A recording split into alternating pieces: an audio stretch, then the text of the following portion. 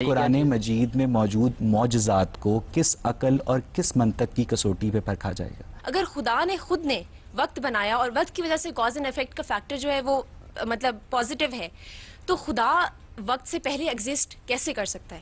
تو وقت کا یہاں تک تعلق ہے، وہ خالق نہیں ہے چیزوں کا، لیکن وقت کی خود ایک ایگزسٹنس ہے.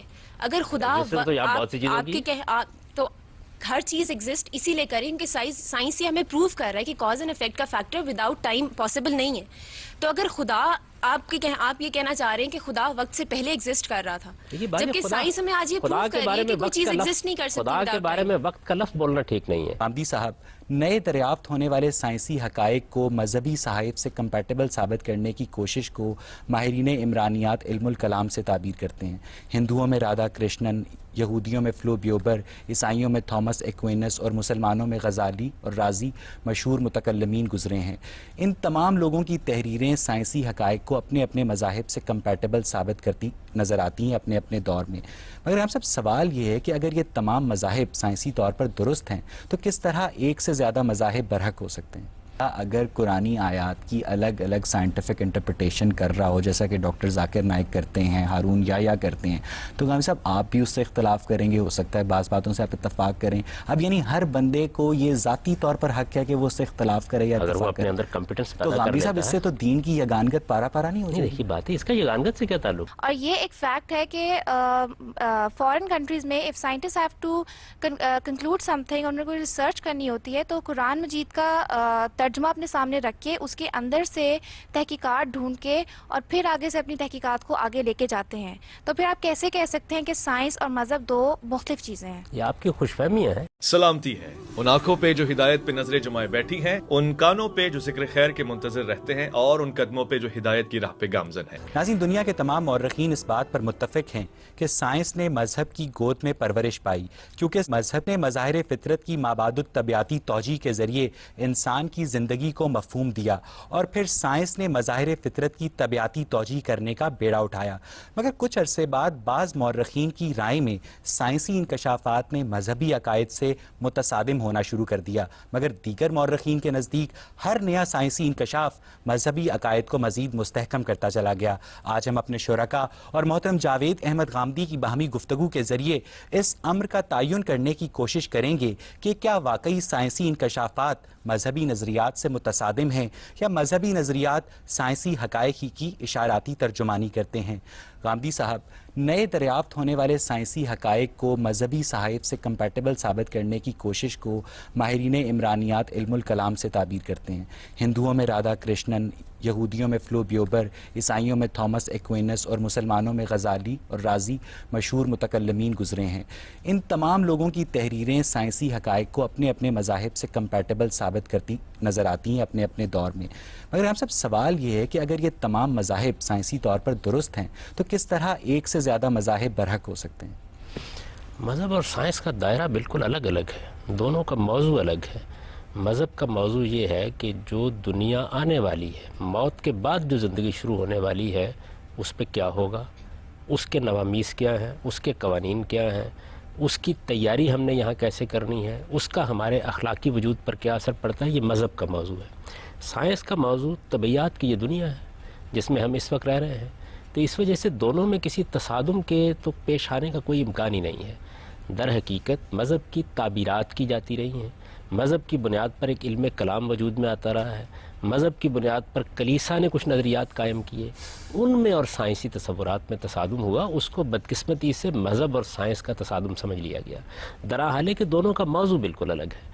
آپ قرآن مجید کو پڑھیے تو آپ پر یہ بات بالکل واضح ہو جائے گی کہ وہ اصل میں انذار قیامت کی کتاب ہے.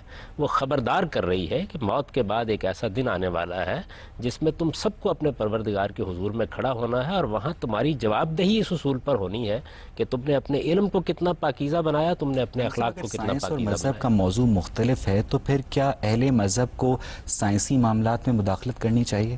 میرے نزدیک تو کبھی نہیں کرنی چاہیے. دیکھیے بات یہ ہے کہ یہ ایسے ہی ہے کہ ایک ڈاکٹر اگر طبی معاملات میں تحقیق کر رہا ہے اور اپنی تحقیق کے نتائج بیان کر رہا ہے، اور ایک انجینئر آپ کو یہ بتا رہا ہے کہ آپ تاج محل کی تعمیر کیسے کریں، تو ان دونوں کا موضوع بالکل الگ الگ ہے. ہاں ایسا کبھی کبھی ہوتا ہے کہ سائنس کوئی ایسی بات کہہ دیتی ہے جو بظاہر مذہبی تصورات پر اثر انداز ہو رہی ہوتی ہے، تو وہاں کچھ کلامی مباحث وجود میں آ جاتے ہیں. بالکل اسی طریقے سے آپ قرآن کا مثلاً مطالعہ کریں تو قرآن مجید توحید پر دلائل دے رہا ہے، قیامت پر دلائل دے رہا ہے، آپ کو کائنات میں اللہ تعالیٰ کی آیات کی طرف متوجہ کر رہا ہے. اس میں بعض اوقات بعض ایسے بیانات سامنے آ جاتے ہیں جو اس کا اصل موضوع نہیں ہوتے، جن میں بعض سائنسی حقیقتیں بھی بیان ہو گئی ہیں.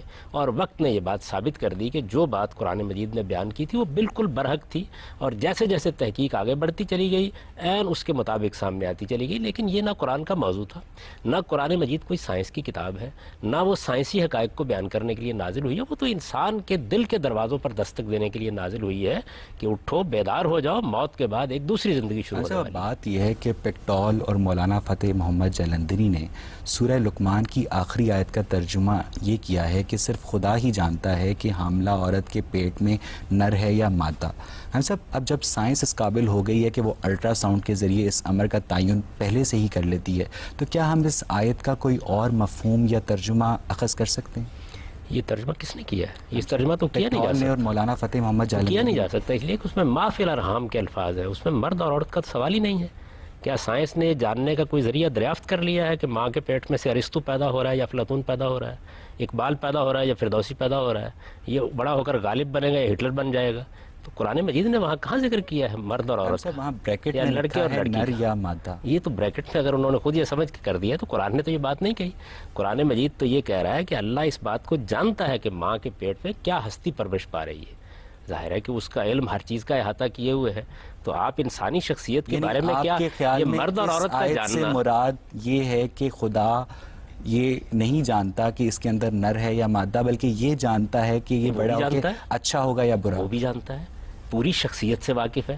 یہ نر اور مادہ یہ تو پرانے زمانے کے عرب بدو یعنی جان اس لیتے آیت تھے. میں جنسی تعین نہیں کیا جا رہا بلکہ اخلاقی تعین کیا جا رہا ہے. پوری شخصیت کے بارے پوری میں شخصیت کا تعین کیا جا رہا ہے. انسان کی شخصیت کیا محض اخلاقی ہے، کیا محض عقلی ہے؟ میں کیا ہم ہوں، سب میرا وجود کیا ہے، میں کیا کروں گا؟ ایک بڑا خوفناک سوال یہ پیدا ہوتا ہے کہ اگر خدا کو پہلے سے ہی پتا ہے کہ ماں کے پیٹ میں جو ہستی ہے وہ نیک ہے یا بد، جیسا کہ آپ نے فرمایا کہ وہ اخلاقی طور پر تعین کیا جا رہا ہے. الفاظ ہی نے استعمال کیا. میں نے کہا وہ ارسطو ہے، وہ افلاطون ہے، وہ اقبال ہے، وہ غالب ہے، اس کی صلاحیتیں کیا ہیں، اس کی شخصیت کیا ہے، وہ سائنسدان بنے گا، شاعر بنے گا، ادیب بنے گا. یہ سب کچھ پری خدا کا ڈیٹرمنٹ علم تو پہلے سے ہونا چاہیے. خدا نے صلاحیتیں دی ہیں. سوال یہ ہے میں کہاں پیدا ہوں گا، میرے والدین کیا ہوں گے، میرا وطن کیا ہوگا، مجھے کیا صلاحیتیں ملے گی، میں ان کو نشو و نما دے کہ کیا بنوں گا. یہ اگر خدا کو معلوم نہ ہو اور اس کی کائنات میں بغاوت ہو جائے اور اس کے بعد اطلاع دی جائے، اس کے دروازے پر دستک دے کر کے بیدار ہو جائیے یہ انسان کر بیٹھا. اللہ تعالیٰ کا علم ہر چیز کا احاطہ کیے ہوئے ہے، اس کا بیان ہے. اس میں نر اور مادہ کہاں زیر بحث آ گئے؟ میں تو یہ عرض کر رہا ہوں کہ نر اور مادہ کے بارے میں تو بدو جان لیتے تھے، پرانے زمانے کی دایا جان لیتی آپ تھی، پیٹ پر ہاتھ مولانا پھیر کے فتح بتا محمد دیتی تھی آپ کو. جلندری کے ترجمے سے اختلاف کر رہے ہیں. میں تو آپ سے عرض کر رہا ہوں کہ قرآن مجید کو نکال کے پڑھیے نا. قرآن مجید میں ما فی الارحام کے الفاظ ہیں. ماؤں کے پیٹ میں کیا پرورش پا رہا ہے اس کو خدا جانتا ہے، یقیناً خدا ہی جانتا ہے. ابھی تک تو کوئی ایسا ذریعہ دریافت نہیں ہو سکا اور میرے نزدیک اس کا کوئی امکان بھی نہیں ہے. یعنی یہ کیا چیز ہے؟ بچوں کی بات ہے کہ یہ جان لیا کہ لڑکی ہے یہ لڑکا ہے. میں عرض کر رہا ہوں کہ یہ تو پرانے زمانے کی دایا جان لیتی تھی. اس میں کیا کمال کیا آپ نے؟ جو بات قرآن مجید نے کہی ہے بڑی غیر معمولی بات ہے کہ تم کیا جانتے ہو اس بات کو کہ پروردگار کس درجے میں جانتا ہے کہ ماں کے پیٹ میں جو آج بچہ پیدا ہو رہا ہے یہ کل کیا بننے والا ہے، اس کی شخصیت کیا سامنے آئے گی، یہ دنیا میں کیا کارنامے کرے گا، اس سے خیر پھیلے گا، اس سے شر پھیلے گا. کو منطق کی کسوٹی پہ پرکھنا ممکن ہے؟ دیکھیے بات یہ ہے کہ منطق کیا چیز ہے.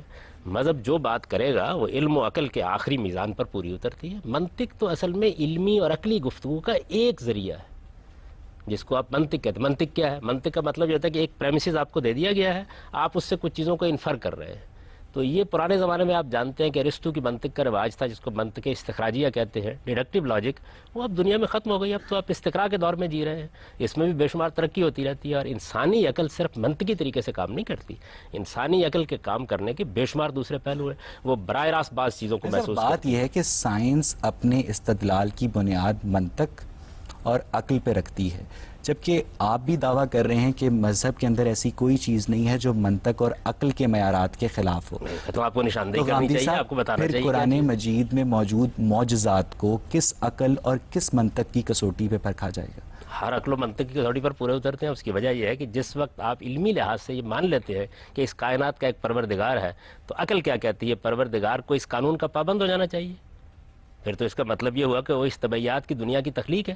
اگر وہ اس کا خالق ہے تو وہ جب چاہے گا اس کے قانون میں تبدیلی کر دے مطلب گا. یہ جو لفظ ایمان ہے وہ بھی اس بات کی دلیل ہے کہ وہ آپ کے دل سے اٹھنے والی آواز ہے، اور ایمان اور عقل کا آپس میں کوئی باہمی تعلق استوار یہ کیا آپ جا کو سکتا کس نے کہا ہے؟ ہم بے شمار سائنسی حقائق پر ایمان اقرا رکھتے ہیں. باللسانی و تصدیق بالقلبی، اس کا کیا مطلب ہے؟ اس کا کہ مطلب زبان یہ سے ہے- کہا اور دل سے اقرار کیا. نہیں، یہ زبان سے کہنا اور دل سے اقرار کرنا یہ کس وقت ہوتا ہے؟ اس وقت ہوتا ہے جب ہم کسی چیز پر علمی اور عقلی طور پر مطمئن ہو جاتے ہیں. مثلا اس وقت ساری دنیا اس بات پر ایمان رکھتی ہے کہ کش ثقل ہے. تو یہ جو ایمان ہے آپ کا، ایمان کو آپ ایک مذہبی لفظ کیوں بناتے ہیں؟ جتنے بھی حضور نے لوگ مسلمان کیے وہ کیا علمی اور عقلی طور پر مطمئن ہو گئے تھے، یا وہ ایک بڑھتی ہوئی سیاسی قوت کے ساتھ مل گئے تھے؟ یقیناً سیاسی قوت کہاں تھی؟ یعنی وہاں تو کوئی جاننے والا نہیں تھا، بات کرنے والا نہیں تھا. رسالت میں آپ صلی اللہ علیہ وسلم نے ایک لمبا عرصہ، کم و بیش 15-20 سال ایسے گزارے ہیں جو اسرت کے انتہائی سال تھے.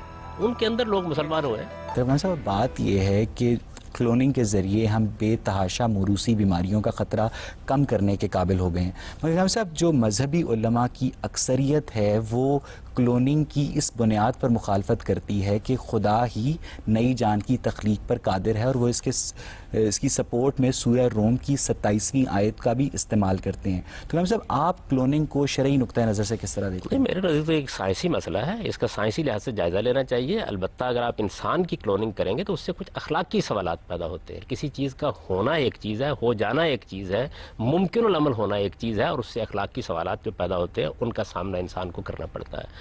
تو انسان کے معاملے میں یہ سوالات پیدا ہوں گے، یعنی یہ سوالات سامنے آئیں گے. اگر کوئی اخلاقی تقاضا نہیں ہے تو کسی چیز کو ماننے سے کوئی سائنس انکار اخلاق کو اپنی بنیاد تسلیم نہیں کرتی، مذہب کرتا ہے. تو پھر سائنس کا اخلاقی جواز کچھ بات سمجھ نہیں آئی. بھائی بات یہ ہے کہ سائنس ایٹم بم بنائے گی، بنانے کا حق ہے اس کو، لیکن میں نہیں بنانے دوں گا. اس لیے نہیں بنانے دوں گا کہ آپ یہ کام کر کے انسانیت کی تباہی کا سامان کر رہے ہیں. تو اخلاق کا کام یہ ہے کہ وہ آپ کی قوتوں اور صلاحیتوں کو کنٹرول کرے.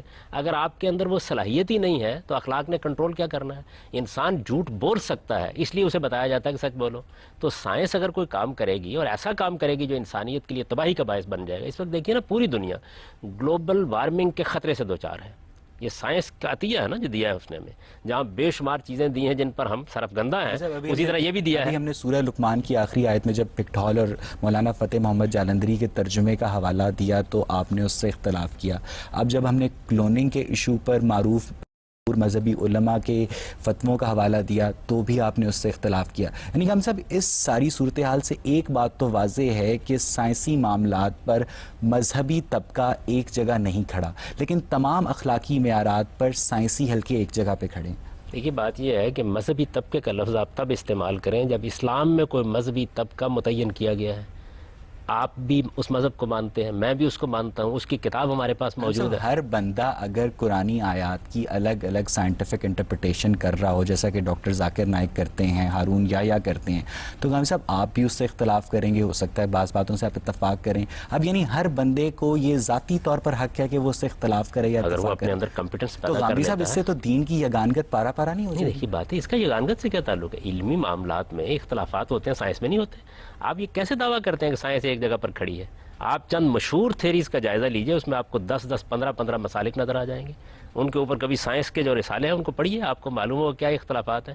آج تک تو بعض دعائیں ہیں جن پر اتفاق نہیں ہو سکا. معاملات پر رائے زنی کرنا تو دور، جو مسلمان علماء ہیں، ابھی آپ نے فرمایا جیسا کہ اس بحث سے آئے، وہ ایک ترجمے پر متفق نہیں ہو سکے، وہ ایک تفسیر پر متفق نہیں ہو سکے، وہ متفق علیہ احادیث مرتب نہیں کر سکے.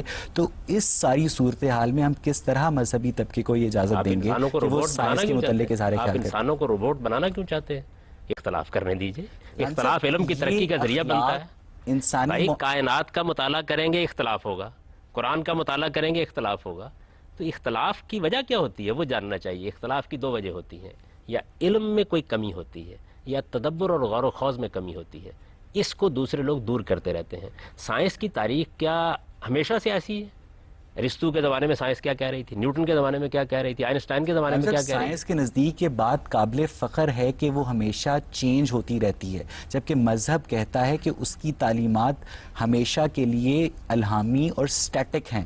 یہی بات یہ ہے کہ یہ آپ نے مذہب کے بارے میں بات کی ہے یا مذہبی علماء کے بارے میں بات کی ہے؟ مذہب کے بارے میں. تو مذہب تو قرآن مجید میں موجود ہے، اس کے بعد تو کوئی نئی کتاب نہیں آنے والی، کوئی نئی کتاب نہیں آئے گی، سائنس تو لیکن بدلے سمجھنے والے تو انسان ہوں گے نا، تو انسانوں کی انٹرپریٹیشن میں تبدیلی آتی رہے گی. سب یہاں سے ہم گفتگو کو آڈینس کی طرف لے کے چلیں گے. جی میم آپ پوچھیں. غامدی صاحب ابھی بات ہو رہی تھی خدا کے وجود کی.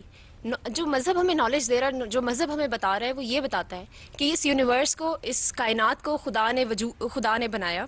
ہر ایک چیز چھوٹے سے بڑی اس نے وجود میں لے کر آیا، اس کو پیدا کیا، وقت کو بھی بنایا. جبکہ سائنس ہمیں دوسری طرف یہ بتاتا ہے کہ وقت کا ہونا، جو کاز اینڈ افیکٹ کا جو فیکٹر ہے، وہی اس کی وجہ سے ہر چیز وجود میں آتی ہے. اگر خدا نے خود نے وقت بنایا اور وقت کی وجہ سے کاز اینڈ افیکٹ کا فیکٹر جو ہے وہ مطلب پازیٹیو ہے، تو خدا وقت سے پہلے ایگزسٹ کیسے کر سکتا ہے؟ یہ جو آپ نے تعبیر اختیار فرمائی خدا نے وقت کو بنایا، یہ کیا چیز ہے؟ یعنی خدا نے کائنات بنائی، کائنات کے اندر اس نے بے شمار عوامل رکھے، ان کے باہمی تعامل سے ریلیٹیولی وقت پیدا ہو رہا ہے. زمان اور مکان کی حقیقت کیا ہے، اس کو تو آج تک ہم متعین ہی نہیں کر سکے.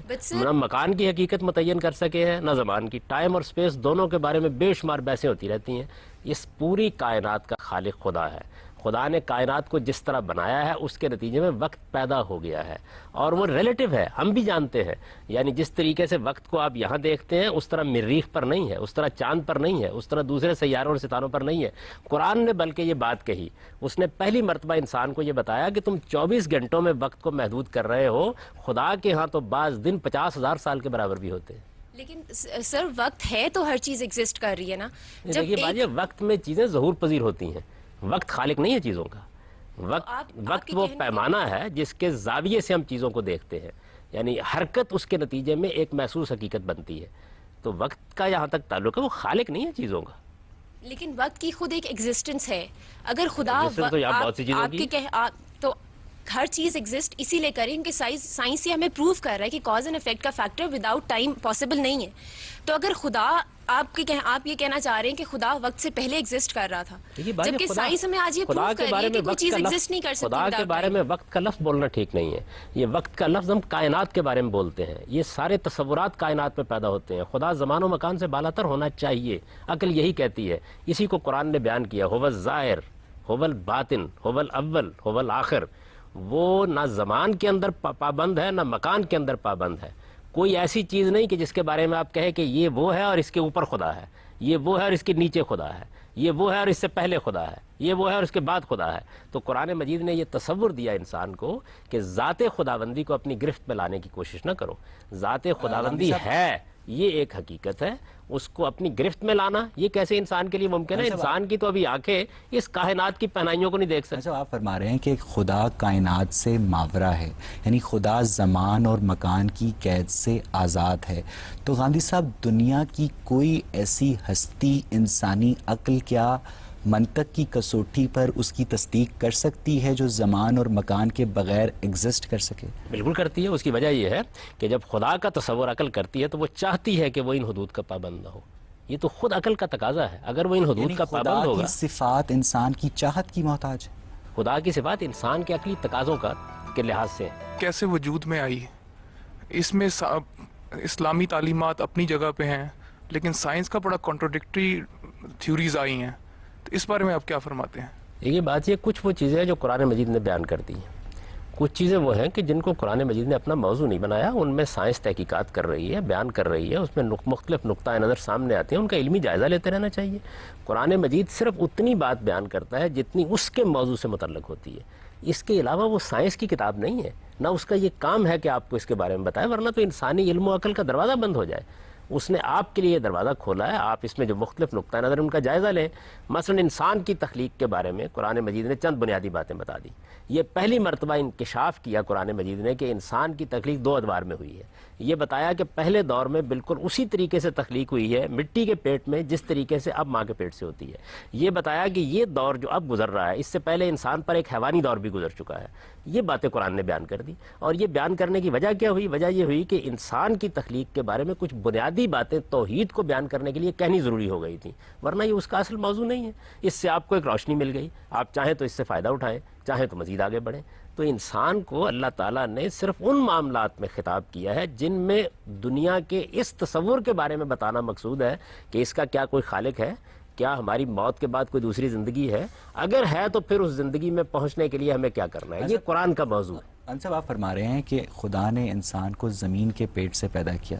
ہم صاحب یہ بات قرآن میں کہاں کہی گئی ہے؟ قرآن مجید کی سورہ سجدہ میں بیان کیا گیا نا، اور بھی جگہوں میں بیان کیا گیا کہ انسان کو ہم نے تین لازب سے پیدا کیا، انسان کو ہم من صلصال کالفخار سے پیدا کیا. یہ تو قرآن مجید نے ترجمہ کیجیے اس آیت کا. یعنی کھنکھناتی مٹی سے پیدا کیا، ہم نے گارے سے انسان کو پیدا کیا. یہ بیان کیا ہے نا. اس سے یہاں یہ کیسے ثابت ہوتا ہے کہ زمین کے پیٹ سے گارا کہاں ہوتا ہے بھائی؟ گارا وہیں ہوتا ہے، زمین ہی میں ہوتا ہے. یعنی اس سے قرآن نے یہ بتایا کہ سمندروں کے کنارے جو ایک خاص طرح کی دلدلی زمین پیدا ہو جاتی ہے اس کے اندر تخلیق کی ابتدا ہوئی. پھر بتایا کہ وہ مٹی خشک ہو گئی. آیت کی تشریح کرنے کا طریقہ ہے تو الفاظ یہی بتا رہے ہیں نا. تین لازب کہتے کس کو؟ خان صاحب اسی کہتے کس طرح کو؟ مولانا فتح محمد جالندری اور پکٹھول نے جب سورہ لقمان کی آیت کا ترجمہ کیا تھا تو وہ ان کا تشریح کرنے کا طریقہ تھا. آپ کی اس تشریح سے بہت سارے مذہبی علماء اتفاق نہیں کرتے اور ان کی اس تشریح سے آپ اتفاق نہیں کرتے. بات یہ ہے کہ یہ تو علم کی دنیا ہے، اس کے اندر جس نے کوئی بات کہنی ہے وہ اپنے دلائل دے دے گا. علم تو حیرت کی بات یہ ہے، لیکن کیا قرآن کی انٹرپریٹیشن ایک نہیں ہو سکتی جس سے یہ تمام مسائل پیدا ہی نہ؟ بات یہ ہے کہ کیوں آپ اس کو بند کرنا چاہتے ہیں؟ قرآن مجید کی یہی خوبی ہے کہ انسان اس کو پڑھتا ہے، سمجھتا ہے، نئے نئے عجائب دریافت کرتا ہے، نئی نئی دنیائیں دریافت کرتا ہے. اس طرح وہ لوگ جو قرآن سے دلچسپی رکھتے ہیں وہ کبھی اسے سیر نہیں ہوتی. ٹھیک ہے صاحب. جی آپ غامدی صاحب، آپ نے شروع میں کہا کہ آپ سمجھتے ہیں کہ مذہب اور سائنس دونوں ڈفرینٹ چیزیں ہیں. I sort of totally negate that point. قرآن مجید کو ایک مکمل کتاب کا خطاب حاصل ہے. مکمل کتاب کیا ہے؟ جس کے اندر اللہ تعالیٰ نے ہمارے لیے ہر علم ڈالا ہوا ہے. ہر علم کے اندر سائنسی علم بھی آ جاتا ہے. اور یہ ایک فیکٹ ہے کہ فارن کنٹریز میں if scientist have to conclude something, انہیں کوئی ریسرچ کرنی ہوتی ہے تو قرآن مجید کا ترجمہ اپنے سامنے رکھ کے اس کے اندر سے تحقیقات ڈھونڈ کے اور پھر آگے سے اپنی تحقیقات کو آگے لے کے جاتے ہیں. تو پھر آپ کیسے کہہ سکتے ہیں کہ سائنس اور مذہب دو مختلف چیزیں ہیں؟ یہ آپ کی خوش فہمیاں ہیں. اس طرح کی کوئی بات قرآن نے نہیں کہی.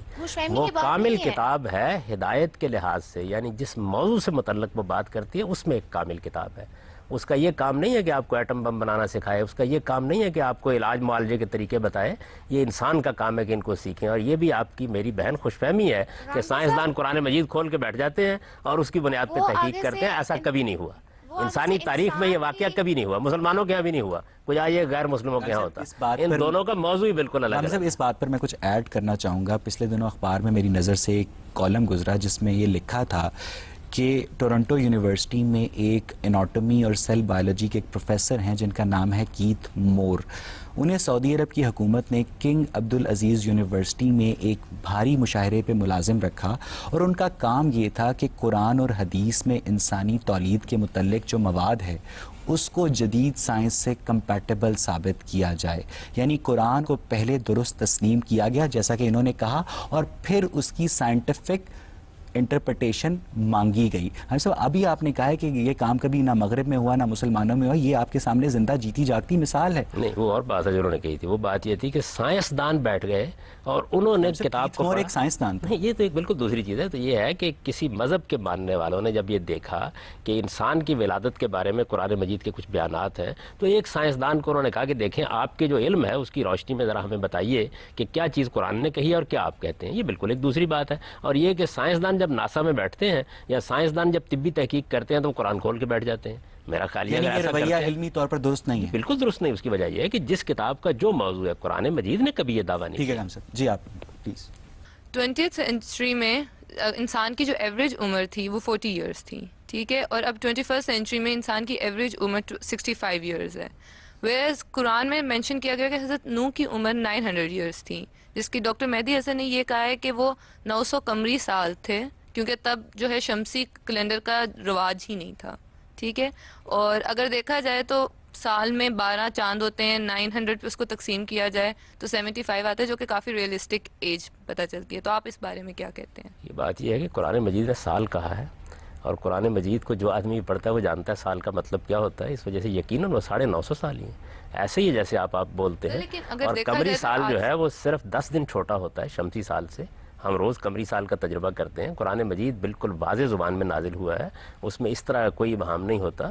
اور دوسرے یہ کہ قرآن جس زمانے کی خبر دے رہا ہے وہ زمانہ تو ابھی آپ سائنس میں متعین نہیں کر سکے کہ لاکھوں سال پہلے کا تھا. غامدی صاحب, جس طرح انگریزوں نے ترقی کی, سائنس کو یوز کرتے ہوئے انہوں نے ایٹم بم وغیرہ بنایا, تو مسلمانوں کے لیے یہ ہے کہ انہوں نے اپنی زندگی قرآن اور حدیث کی روشنی میں رہ کر اپنی زندگی میں امپرومنٹ لانی. تو ہم قرآن اور حدیث کی روح سے کیسے انگریزوں کو کمپیٹ کر سکتے ہیں؟ ذرا مجھے ان مسلمانوں کے بارے میں بتائیے جو قرآن و حدیث کی روشنی میں زندگی بسر کرنے کی کوشش کر رہے ہیں. یہ جھوٹ, یہ بددیانتی, یہ ملاوٹ, یہ دوسروں کے مال لوٹنا, یہ سب قرآن و حدیث کی روشنی میں ہو رہا ہے. مسلمان اگر قرآن و حدیث کی روشنی میں زندگی بسر کرتے تو دنیا کے اندر اسی پستی میں گرے ہوئے ہوتے. نہ انہوں نے قرآن و حدیث کی روشنی میں زندگی بسر کی ہے, نہ طبعی علوم کے ساتھ وابستگی برقرار رکھی ہے. دونوں کے نتائج بھگت رہے ہیں. لیکن غام صاحب, ہم کہاں ہے کہ مسلمان قرآن و حدیث کے مطابق زندگی بسر کر رہے ہیں؟ ہم پھر کمپیٹ کیسے کر سکتے ہیں انگریزوں کو, اگر ہم اپنے آپ کو اسلام پہ بھی رکھیں اور ساتھ ہم کمپیٹ کرنا چاہیں ان کو؟ اسلام کہاں آپ کے راستے میں رکاوٹ بن گیا ہے. اسلام کا موضوع بالکل الگ ہے. دنیا کے اندر آپ کو جو ترقی کرنی ہے اس کے لیے آپ کو طبعی علوم حاصل کرنے چاہیے, ان میں تحقیق کرنی چاہیے, اس کے نتائج نکالنے چاہیے. آپ کو دنیا میں جو سوشل سائنسز کی ترقی ہوئی ہے اس سے فائدہ اٹھانا چاہیے. مذہب آپ کو یہ بتاتا ہے کہ آپ کے اخلاقی وجود کو کیسے پیوریفائی کیا جائے, اور آپ قیامت میں جب اٹھیں تو وہاں آپ کو کن چیزوں کے لیے جواب دہ ہونا ہے. پہلے مذہب کا موضوع متعین کر لیجئے. آپ ڈاکٹر کے پاس مکان کا نقشہ بنوانے کے لیے جا رہے ہیں. علی صاحب, ابن نجیم نے اپنی کتاب الاشباح والنظائر میں اسلامی شریعت کا ایک قانون دیا ہے جس کے مطابق جب ممانعت کی شہادتیں اجازت کی شہادتوں سے ٹکرا جائیں تو پھر جو ترجیح ہے وہ ممانعت کی شہادتوں کو دی جائے گی. ہم سب اسی طرح وہ آگے چل کر لکھتے ہیں کہ اسی آیت کو اسی اصول کو بنیاد بنا کر وہ یہ کہتے ہیں کہ جو لاش کی چیر پھاڑ ہے کسی بھی صورت میں قطعی طور پر حرام ہے, اس کا پوسٹ مارٹم نہیں کیا جا سکتا. تو غام صاحب, لیکن دوسری طرف پوسٹ مارٹم سے ہمیں جرائم اور طبی معلومات بھی ملتی ہیں, جرائم کے متعلق بھی معلومات ملتی ہیں. تو غام صاحب, آپ پوسٹ مارٹم کو شرعی نقطہ نظر سے کس طرح دیکھیں؟ میرے نزدیک کوئی حرج نہیں ہے. دیکھیے بات یہ ہے کہ آپ پرانے فقہا کی آراء کو قرآن و حدیث کا مسلک بنا کے نہ پیش کریں. قرآن مجید ہمارے پاس موجود ہے, پیغمبر کے ارشادات موجود ہیں. ایک زمانے میں لوگوں نے اس کی بنیاد پر وہ کچھ لوگ قانونی پیغمبر کے ارشادات سے استدلال کر رہے ہیں اور آپ بھی پیغمبر کے ارشادات سے استدلال مطلب یہ جو آپ نے ان کی بات بتائی ہے, اس کے حق میں پیغمبر کا کون سا ارشاد انہوں نے پیش فرمایا ہے؟ یہ تو ایک بالکل فقہی اور قانونی ضابطہ ہے, اور فقہی اور قانونی ضابطے بنتے بھی رہتے ہیں, تبدیل بھی ہوتے رہتے ہیں. ہم سب صحیح بخاری میں ایک جگہ یہ بیان کیا گیا ہے کہ لعنت ہے ان لوگوں پر جو مصنوعی بال استعمال کریں. صحیح مسلم میں بھی یہ واقعہ بیان کیا ہے. ہم سب اسی بات کو بنیاد بنا کر وہ نہ صرف پوسٹ مارٹم کی مخالفت کرتے ہیں کہ اس سے بھی لاش کی چیر پھاڑ ہوتی ہے, انسانی جسم کو آپ چھیڑتے ہیں, اور آرگن ٹرانسپلانٹیشن کی بھی مخالفت کرتے ہیں. دیکھیے بات یہ ہے کہ جب وہ یہ مخالفت کریں گے تو ان کے استدلال کا ہم جائزہ لیں گے نا. مثلا آپ مجھ سے پوچھیں گے تو میں آپ کو یہ بتاؤں گا کہ وہاں تو مسئلہ یہ اخلاقی زیر بحث ہے. اگر کوئی خاتون اس طرح بال لگا کے یہ تاثر دے دیتی ہے دوسرے کو کہ میری عمر یہ ہے اور وہ ہے, تو اس سے وہ اخلاقی طور پر دھوکہ دہی کا ارتکاب کرتی ہے. اس طرح کے معاملات میں رسالت میں آپ صلی اللہ علیہ وسلم نے ان کو توجہ دلائی کہ ایسا نہیں کرنا چاہیے. تو یہ جو چیز ہے مذہب کا موضوع اخلاقیات, ٹرانسپلانٹیشن قطعی طور پر جائز ہے, یعنی قرآن حدیث میں کوئی بات اس کے خلاف نہیں ہے. ہم اس کا جائزہ لیں گے, جائزہ لینے کے بعد یہ دیکھیں گے کہ اس میں کوئی اخلاقی خرابی تو نہیں ہے. اگر کوئی اخلاقی خرابی نہیں ہے تو اجازت دے دیں گے. اس وقت اس کی اجازت کم و بیش تمام اہل علم دے ہی چکے ہیں. کچھ لوگ ہیں جو اس کے اوپر اعتراض کرتے ہیں. دیکھیں جب نئی باتیں سامنے آتی ہیں تو انسان اعتراض کر رہا ہوتا ہے. بتائیے کہ فرض کیجئے ایک ملک میں ایسے طبقے کی حکومت ہے جو علماء سے گائیڈنس لیتا ہے, اور وہ علماء اس حکومت کو یہ کہتے ہیں کہ آپ آرگن ٹرانسپلانٹیشن پہ پابندی لگا دیں. ہاں صاحب, اب ایک ایسا شخص جو آرگن ٹرانسپلانٹیشن ہونے سے بچ سکتی تھی, جس کی جان, اور وہ مارا جاتا ہے, تو قیامت والے دن اس شخص کی جان کا حساب کیا ان علماء سے لیا جائے گا؟ دیکھیے میں آپ سے عرض کروں کہ یہ بالکل ایسے ہی ہے جس طرح آج ایک ڈاکٹر علاج کرتا ہے, وہ اپنے علم کی روشنی میں آج ایک دوا آپ کو دیتا ہے. ممکن ہے کوئی دوا ڈاکٹر کو تو پتا تھا کہ آرگن ٹرانسپلانٹیشن سے وہ بچ جائے گا, ان علماء کو نہیں پتا. میری گزارش سن لیجیے نا. ایک دوا کے بارے میں تحقیق ہوتی ہے, وہ دوا دی جاتی رہتی ہے. مجھے یاد ہے اب تک کہ ناول جی نے ایک زمانے میں ہمارے ہاں ایسی دوا تھی جیسے ڈسپرین ہے. اچانک ایک دن یہ معلوم ہوا کہ یہ دوا تو انسانی زندگی کے لیے بڑی مہلک ہے. اب مجھے بتائیے کہ جن انسانوں کو اس سے نقصان پہنچا تمام ڈاکٹر قیامت کے دن کھڑے کر لیے جائیں گے. انسان اپنے موجود علم کی بنیاد پر فیصلے کرتا ہے. اگر اس نے بدنیتی سے, پھر اس کا مطلب ہے علماء کو اجازت نہیں دینی چاہیے کہ وہ سائنسی معاملات پر رائے زنی میں تو کبھی نہیں دیتا. آپ دیتے ہیں اور اس کے بعد مجھ سے پوچھتے ہیں. میں تو نہیں دیتا. میں یہ کہتا ہوں ہر آدمی کو اپنے علم کے دائرے میں رہنا چاہیے. مذہبیات کے علم کا ایک دائرہ ہے. وہ دائرہ کیا ہے؟ لوگوں کو یہ بتایا جائے کہ ان کے پروردگار نے ان سے اس دنیا کی زندگی میں کیا تقاضے کیے ہیں جن کو اگر وہ پورا کریں گے تو قیامت میں سرخرو ہوں گے. غمدی صاحب، اسلام اور دیگر مذاہب میں روح کا تصور پایا جاتا ہے. نہ صرف یہ انسان کے جو مختلف افعال ہیں وہ بھی اس سے منسلک ہیں. چاہے جائے کہ جو سائنس ہے وہ اس چیز کو اس طرح سے تسلیم نہیں کرتی. تو آپ اس نقطہ نظر پہ تھوڑی روشنی ڈالیں. یہ سائنس کا موضوع نہیں ہے. سائنس کا کام یہ ہے کہ جو کچھ ہماری شخصیت میں ظہور پذیر ہو رہا ہے اس کا جائزہ لے. آپ کوئی سائنس کی اعلیٰ کتاب اٹھائیں، وہ سب سے پہلے آپ کو یہ کہے گی کہ سائنس ان چیزوں سے متعلق ہے جو اس کی حواس کی گرفت میں آتی ہیں، جن پر تجربہ کیا جا سکتا ہے. تو سائنس کا بھی ایک دائرہ ہے. از راہ کرم نہ مذہب کے دائرے کو اس جگہ پہنچائیے، نہ سائنس کے دائرے کو وہاں سے آگے بڑھائیے. ما بعد طبیعیات سائنس کے دائرے سے باہر کی چیز ہے. سائنس کی ترقی اس وقت شروع ہوئی جب یہ اعتراف کیا گیا کہ ہم اب وائے سے متعلق نہیں ہوں گے. سائنس کی اعلیٰ کتابیں یہاں سے شروع ہوتی ہیں، ہم اب ہاؤ سے متعلق ہوں گے. اور اس کے نتیجے میں یہ سب کچھ سامنے آیا. یہ بات کہ انسانی شخصیت کیا ہے، کہاں سے آتی ہے، اس شخصیت کی حقیقت کیا ہے، یہ سائنس کا موضوع نہیں ہے. سائنس کا موضوع یہ ہے کہ جسم میں یہ انسانی شخصیت کس طرح کام کرتی ہے. لہذا سائنس دماغ کا جائزہ لے گی، دل کا جائزہ لے گی، آپ کے جگر کا جائزہ لے گی، آپ کے گردوں کا جائزہ لے گی، آپ کے پورے انسانی جسم کے فنکشنز کو دیکھے گی. یہ اس کا دائرہ ہے. اس میں اس نے بڑا کام کیا ہے، انسانیت پر اس کے بڑے احسانات ہیں. اس کو اس کے دائرے میں رکھیے. مذہب کا دائرہ اس سے آگے شروع ہوتا ہے. جہاں طبیعیات کا دائرہ ختم ہوتا ہے وہاں آپ کو مذہب یہ بتاتا ہے کہ آپ کی یہ شخصیت خدا کی دی ہوئی ہے. اس شخصیت کو وہ باقی رکھے گا. اس شخصیت کو ایک دن جواب دہ ہونا ہے اور آپ کو اس کے لیے پیوریفائی کرنا ہے. سائنس کا دائرہ اور اسلام کا دائرہ ڈیفرنٹ ہے، دونوں الگ ہیں. بات یہاں سے کی، ان دونوں کا دائرہ بالکل الگ الگ ہے. اصل میں ان دونوں کے دائرے کو الگ رکھنے ہی میں انسانیت کی خیر ہے.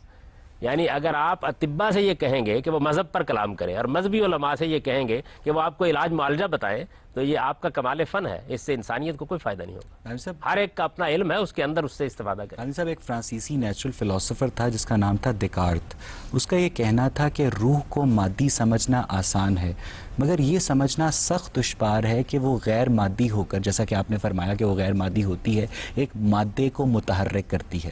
اب اگر ہم روح کو مادی تصور کریں تو کیا ہم انسانی جسم میں پائی جانے والی لیونگ انرجی کو روح کہہ سکتے ہیں؟ اور اگر ہم اسے مادی تصور نہ کریں جو کہ آپ نے جیسا کہ فرمایا، تو پھر اس دیکارت کے سوال کا جواب کیا ہو سکتا ہے؟ ایک بات یہ ہے کہ دیکارت سے سائنس بہت آگے بڑھ چکی.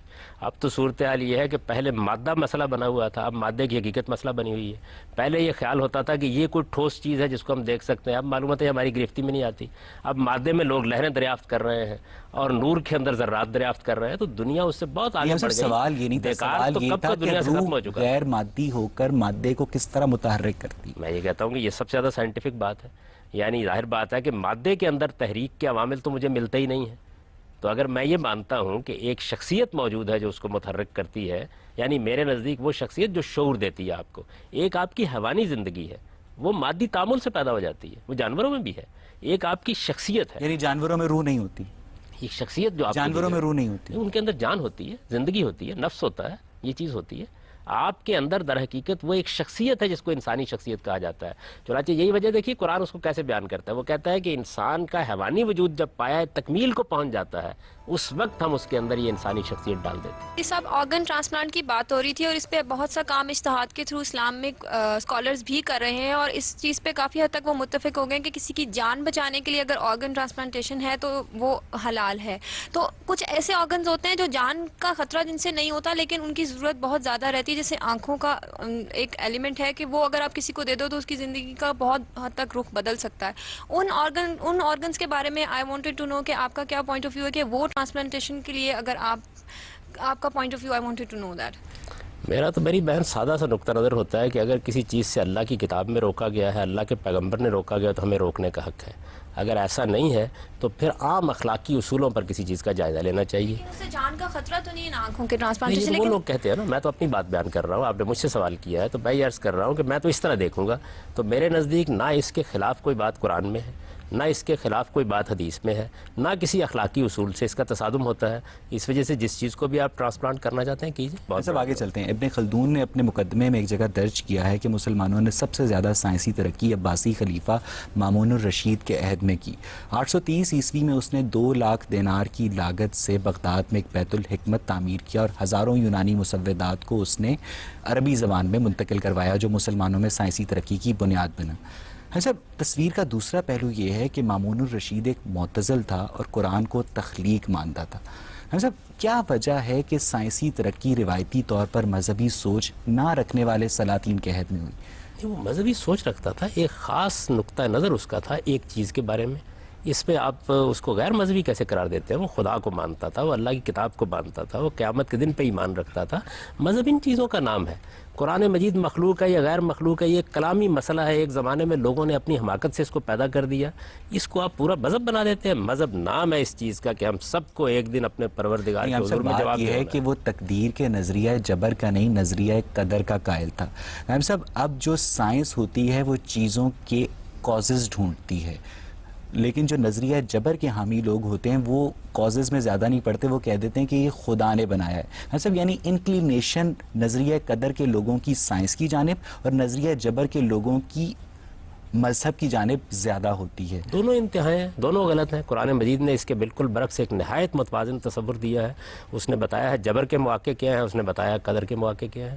تو یہ دو انتہائیں ہیں. انسان کا سب سے بڑا مسئلہ یہ ہے ایسی سائنسی ترقی کسی نظریہ جبر کے حامی بادشاہ کے دور میں کیوں نہیں ہو سکی؟ میں تو نظریہ جبر کا حامی نہیں ہوں، نہ میں قرآن کو نظریہ جبر کا حامی سمجھتا ہوں.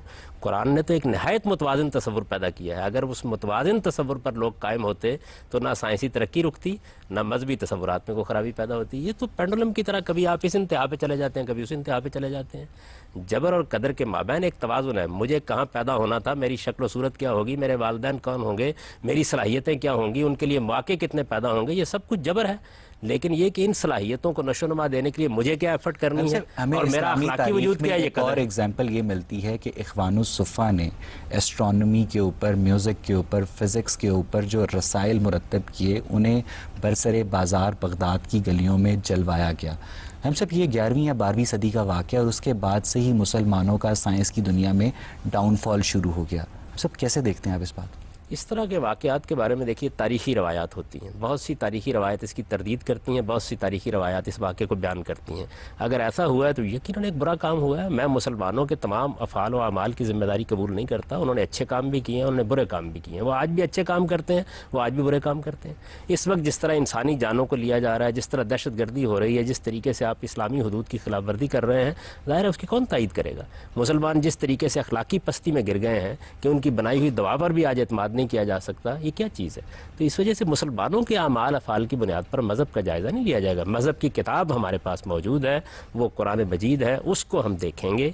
وہ بتائیے کہ کیا بات کہتی ہے، اس کی ہر بات کی مدافعت کرنا میری ذمہ داری.